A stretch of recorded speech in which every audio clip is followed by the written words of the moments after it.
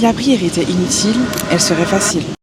Satan sait à quel point la prière c'est important et c'est pour ça qu'il ne te laisse pas l'avoir. Mais Dieu merci, thank God. La Bible nous enseigne plein de tips sur comment avoir une bonne vie de prière et comment lutter face au découragement qu'on rencontre face aux difficultés liées à la prière. Et on va essayer de trouver ces tips grâce à cette étude.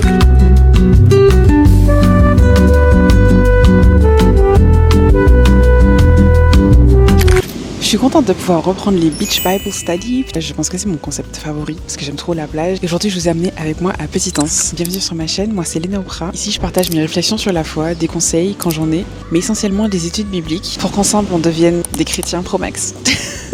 Non, je suis tellement pas sérieuse. Pour moi, le goal, c'est de devenir une meilleure version de moi-même aux yeux de Jésus. Et ça passe par des études, ça passe par l'approfondissement de sa relation avec Jésus. Et c'est ce que j'essaye de partager du coup sur cette chaîne. Donc si c'est quelque chose qui t'intéresse, abonne-toi. Si t'as l'habitude de regarder mes vidéos, tu sais que j'aime beaucoup me balader dans toute la Bible pour chercher des réponses. Donc je t'invite à prendre ta Bible avec toi pour pouvoir suivre avec moi les références que je vais mentionner et les noter pour que tu puisses par la suite faire tes propres études. Ma vie de prière, j'ai l'impression que c'est la chose que Satan attaque le plus chez moi. Et en soi, ça me réconforte un peu parce que ça me permet de réaliser l'importance de la prière. Si c'était inutile, il n'aurait pas calculé.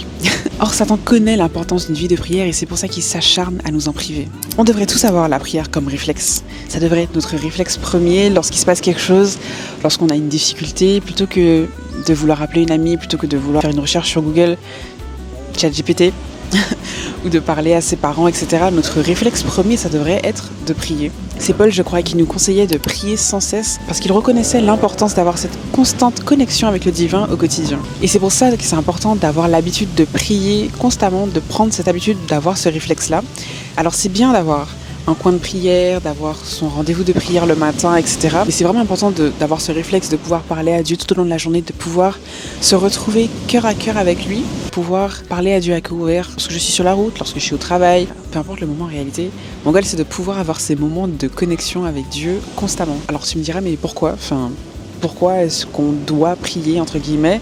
J'aime pas du tout employer les termes devoir, il faut faire ceci, on est obligé de faire ça, etc. La raison pour laquelle je dis ça, c'est parce que je me base premièrement sur les recommandations de la Bible qui disent qu'il faut prier constamment, mais aussi pour comprendre un peu dans sa globalité, il faut savoir que nous sommes engagés dans une guerre spirituelle.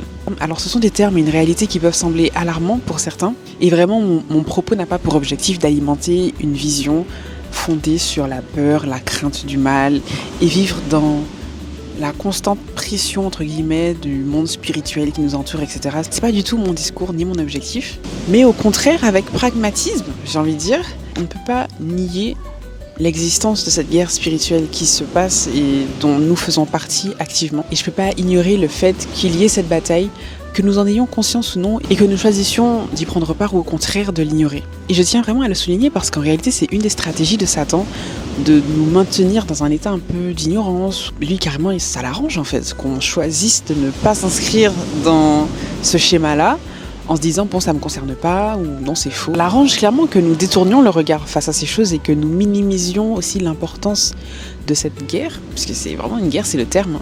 Parce qu'en réalité une fois qu'on est inconscient de cet enjeu, une fois qu'on est inconscient de cette lutte, qu'on ne souhaite pas en faire partie, on devient forcément des proies plus faciles.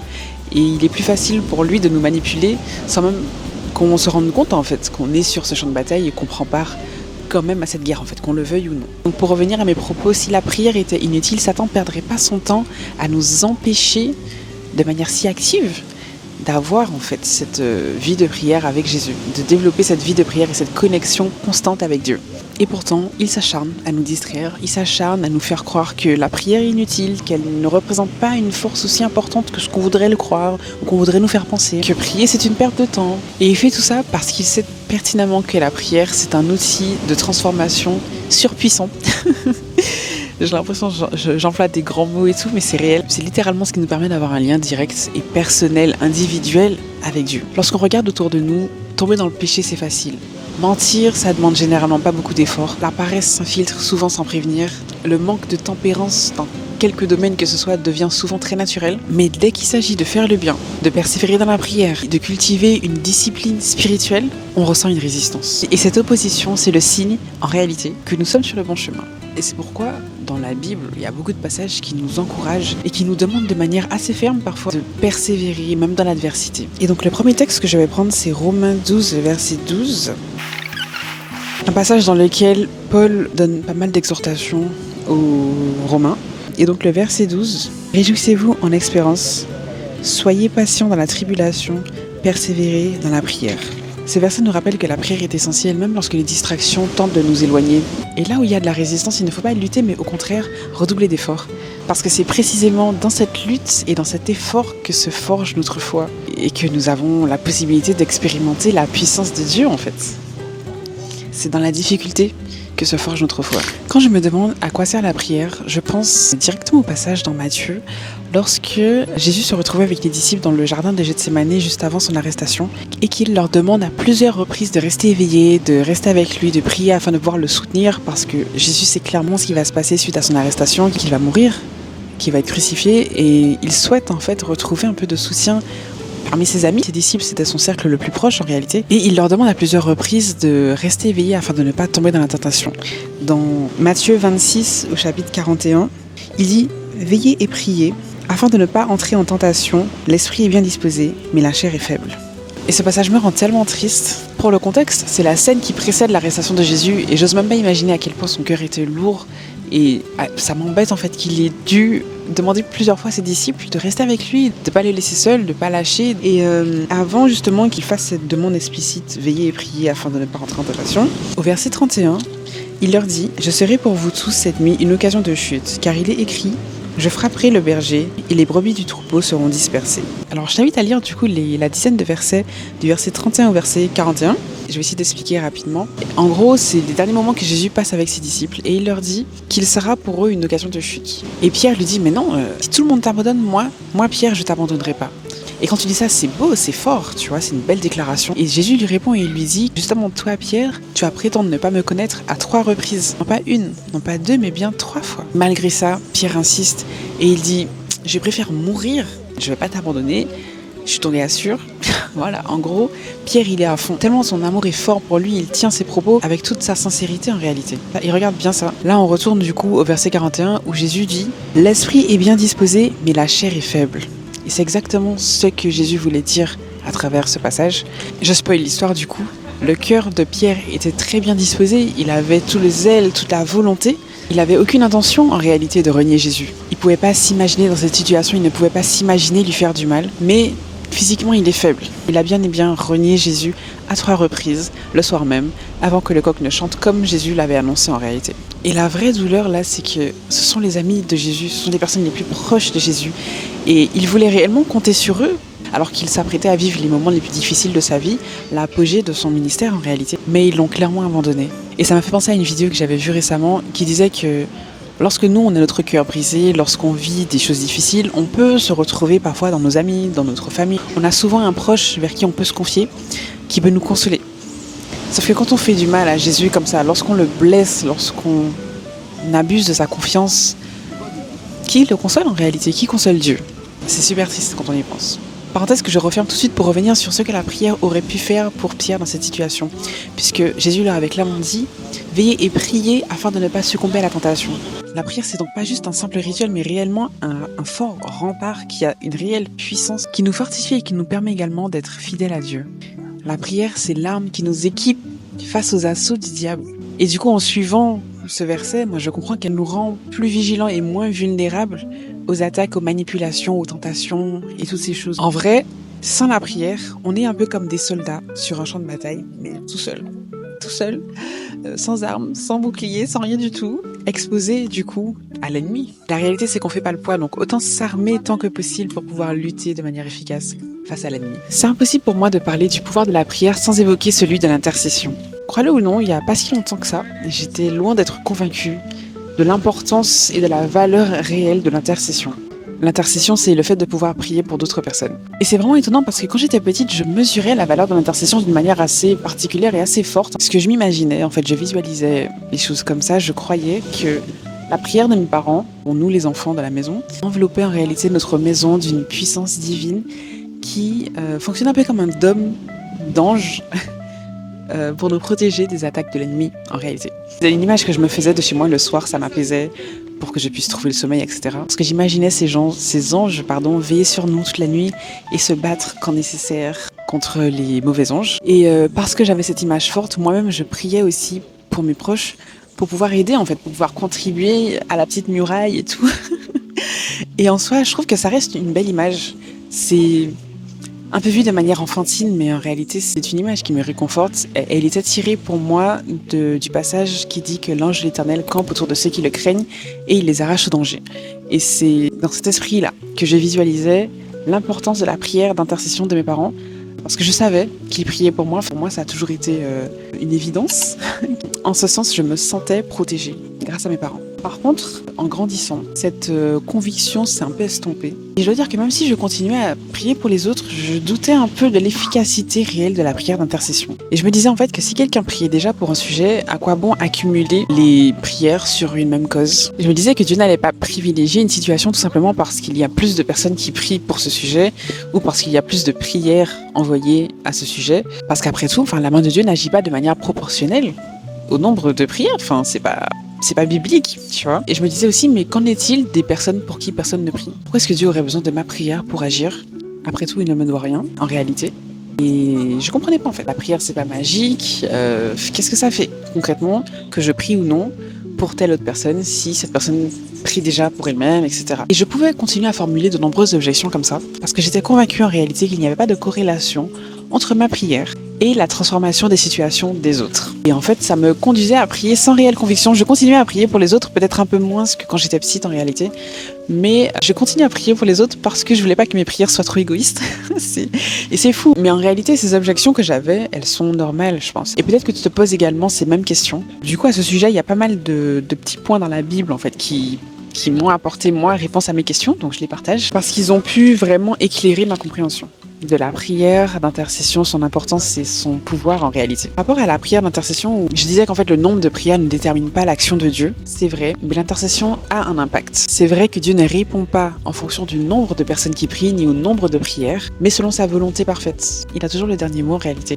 Mais ça ne veut pas dire que l'intercession est inutile. Je m'explique. Dans la Bible, il y a énormément d'exemples où l'intercession s'est montrée très puissante. Je pense surtout à Moïse, car son intercession a joué un rôle extrêmement déterminant dans la vie des personnes du peuple d'Israël lorsqu'ils ont quitté le désert. Et en fait, ça se trouve dans Exode 32. J'aime tellement ma Bible, c'est incroyable. Elle est trop belle. Je suis fan. Moïse implora l'Éternel son Dieu et dit: Pourquoi, Éternel, ta colère s'enflammerait-elle contre ton peuple, que tu as fait sortir du pays d'Égypte par une grande puissance et par une main forte? Pourquoi les Égyptiens diraient-ils: c'est pour le malheur qu'il les a fait sortir, c'est pour les tuer dans les montagnes et pour les exterminer de la surface du sol? Reviens de l'ardeur de ta colère et du regret au sujet du malheur de ton peuple. Souviens-toi d'Abraham, d'Isaac et d'Israël, tes serviteurs auxquels tu as dit, en faisant un serment par toi-même: je multiplierai votre descendance comme les étoiles du ciel. Je donnerai à votre descendance tout ce pays dont j'ai parlé, et ils en hériteront pour toujours. Et au verset 14, et l'Éternel regretta le malheur dont il avait déclaré qu'il frapperait son peuple. Et donc là, dans ce cas, Moïse choisit d'intercéder pour le peuple d'Israël et Dieu pardonne. C'est une illustration claire que l'intercession a de l'influence, même si elle ne contraint pas Dieu.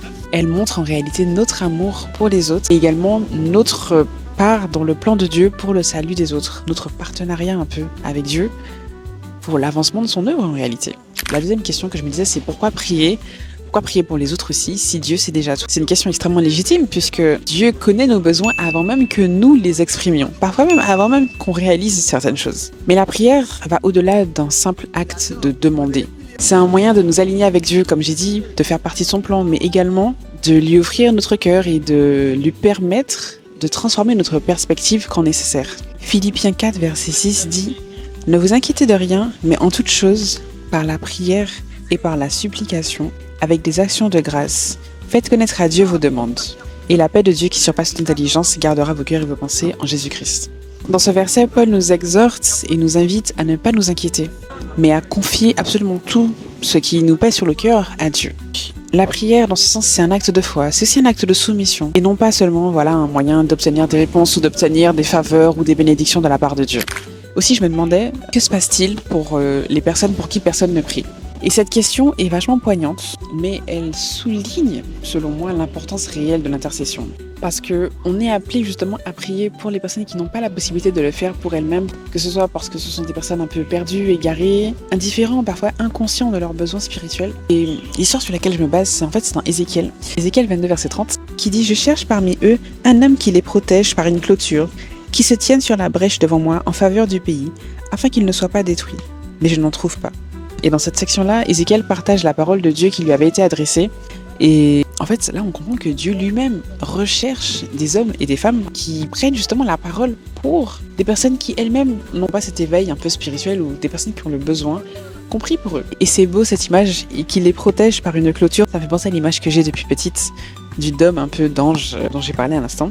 Et c'est beau de voir que Dieu lui-même, il s'attend entre guillemets à ce que nous, son peuple, ses enfants, comprennent le devant pour d'autres frères et sœurs qui en ont besoin. Et donc Dieu recherche des intercesseurs et c'est une grande responsabilité, mais c'est aussi une incroyable source de bénédiction de pouvoir intervenir comme ça pour les autres. Alors non, la prière c'est pas magique, c'est pas un calcul mécanique de cause à effet, mais c'est un moyen par lequel Dieu nous invite à nous aligner avec lui, à nous aligner avec sa volonté et à participer également à son œuvre divine. L'intercession, en réalité, c'est l'acte de se tenir dans la brèche pour les autres, de leur apporter devant Dieu ce dont ils ont besoin. Et même si on ne le comprend pas toujours, la prière, c'est un acte de foi qui apporte à la fois une transformation personnelle pour la personne qui fait cette expérience de prière, mais également pour les personnes autour d'elle, les personnes pour qui elle prie. J'incite sur tout ça parce que j'ai récemment fait une magnifique expérience de prière et d'intercession où j'ai pu voir la main de Dieu agir dans la vie de quelqu'un pour qui je priais. Pour la première fois, je pense. Je remercie Seigneur d'avoir permis à mes prières d'avoir été exaucées. C'est un sentiment incroyable et je t'invite à faire cette expérience de ton côté. Peut-être que tu n'es pas convaincu de l'importance de la prière parce que tu n'as pas vu, entre guillemets, les effets de la prière dans ta vie. Peut-être que tu as déjà prié en espérant avoir une réponse immédiate, une faveur de l'Éternel et tu ne l'as pas reçue. Et au lieu d'avoir un signe clair, tu t'es retrouvé confronté au silence de Dieu.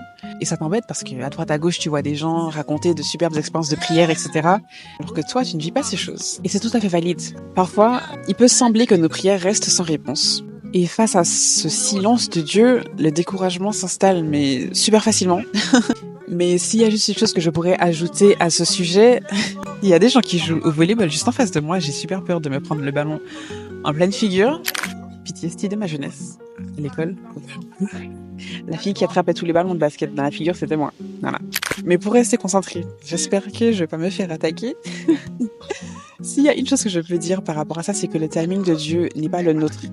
Et que son timing est toujours parfait. Et là où nous, on voit un retard, là où nous, on voit un délai, Dieu, il peut voir une préparation. L'attente, aussi éprouvante soit-elle, peut être un très beau terrain de préparation pour notre foi. Et c'est dans ces moments d'incertitude que Dieu veut que nous apprenions à nous abandonner totalement à lui, à renforcer notre confiance en lui et à exercer également notre patience en réalité. Parce que c'est surtout la patience qui travaille dans ces situations-là.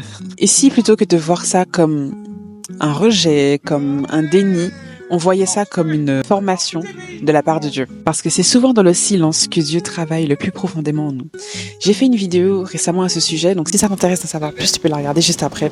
Un aspect souvent oublié de la prière, c'est l'écoute. Ce moment de silence dans lequel on permet à Dieu de nous parler et de placer des choses sur notre cœur lorsque l'on passe ces moments privilégiés de prière avec lui. Il est important de comprendre que la prière ne se résume pas qu'à parler à Dieu. Elle inclut également la possibilité de discerner sa voix à travers le bruit, grâce à l'Esprit Saint notamment. Et on peut passer des heures de prière, on peut passer des heures à parler à Dieu. Si on néglige cet aspect crucial, on passe à côté de quelque chose de fondamental.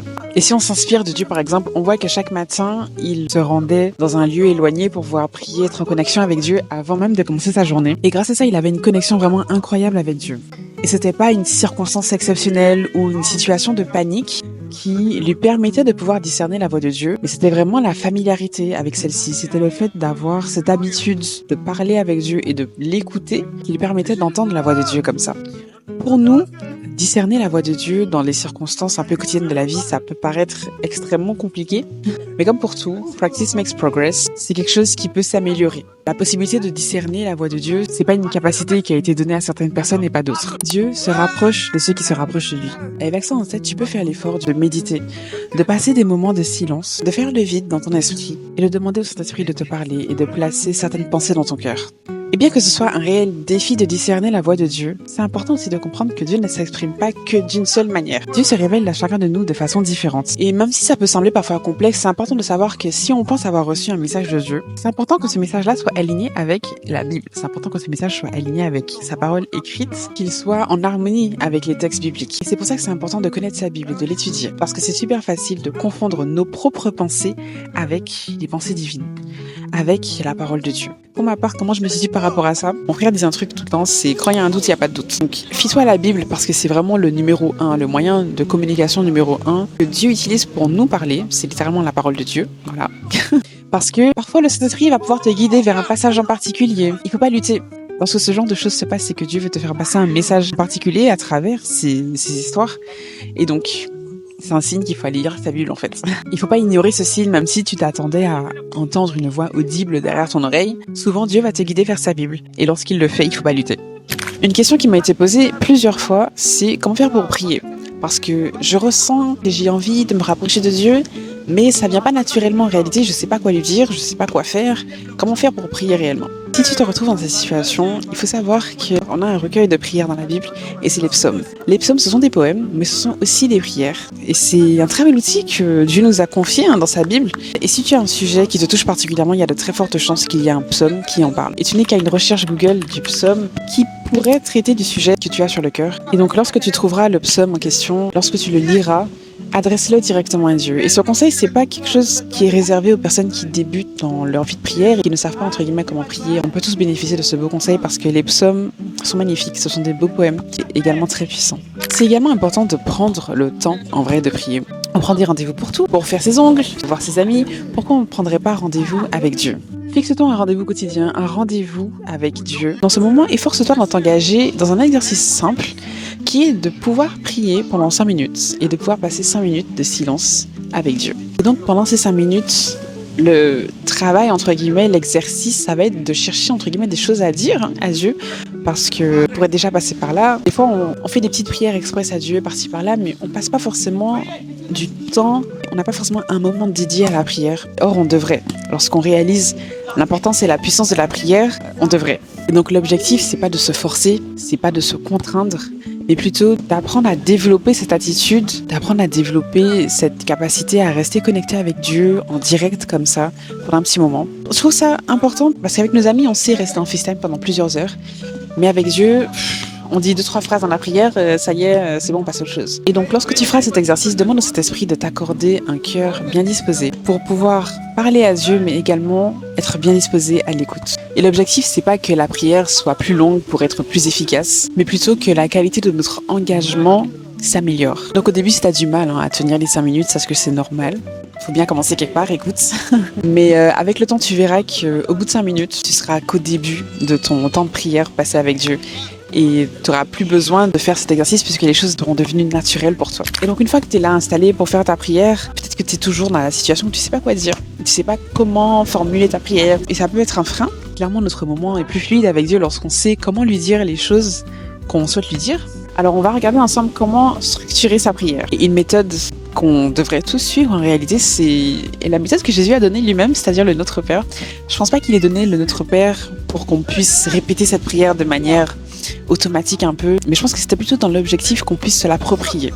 Et donc il y a plusieurs étapes clés dans le Notre Père que j'ai notées ici. Donc si je regarde en bas, c'est parce que je regarde mes notes. La première étape, c'est l'adoration. Quand il dit Notre Père qui est aux cieux, que ton nom soit sanctifié, c'est la partie adoration du Notre Père. Et dans cette section-là, on commence en fait par rendre gloire à Dieu en reconnaissant sa nature divine. Et c'est une forme de respect. C'est une période de louange. On exprime à quel point nous reconnaissons que Dieu est majestueux.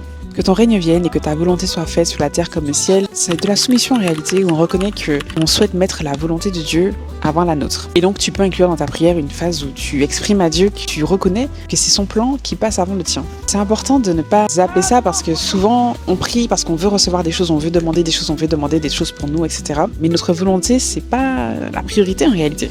La priorité, c'est le plan de Dieu. Et c'est important de venir avec cet esprit humble en reconnaissant l'importance du plan de Dieu et exprimer notre souhait que nos plans s'alignent avec les siens.